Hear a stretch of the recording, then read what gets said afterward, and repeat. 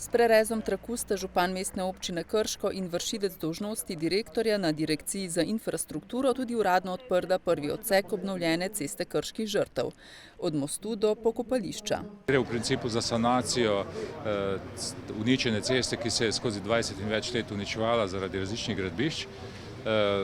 Za nas je to velika pridobitev, po drugi strani pa tudi rešitev določenih prometnih zagat na območju priključka proti Leskovcu, pa tudi priključek proti pokopališču je bil vedno zelo obremenjen in nevaren za prometne nesreče. Naložba je ocenjena na približno 1 900 000 evrov. Gre za investicijo na državni cesti, glavni investitor je Direkcija Republike Slovenije za infrastrukturo, ki nosi približno 1 100 000 evrov stroškov, razliko 800 000 evrov pokriva mestna občina Krško.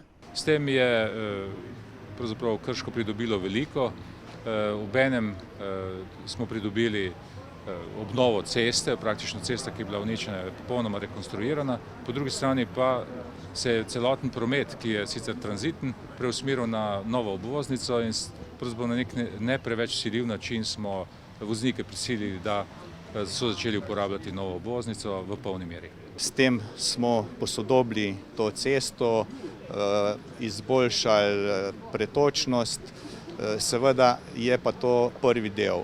Gre namreč za projekt, ki je zamišljen v 3 fazah. Še letos sledi druga faza, ki zajema obnovo ceste od pokopališča do nakupovalnega središča, zatem pa še del ceste od starega mostu do hidroelektrarne.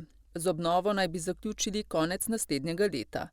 Druga faza je sicer trenutno v fazi pogajanja. Lahko rečem, da je pravzaprav bil razpis že izveden, vendar so bili 3 ponudniki, ki pa ali so imeli previsoko ceno ali pa niso izpolnjevali vseh pogojev, ki so bili zahtevani, tako da smo morali razpis razveljaviti in ga ponoviti, tako da trenutno teče ponovitev razpisa. Predvideno je, da bi po obnovi cesto od direkcije prevzela občina in da bi ta postala mestna ulica.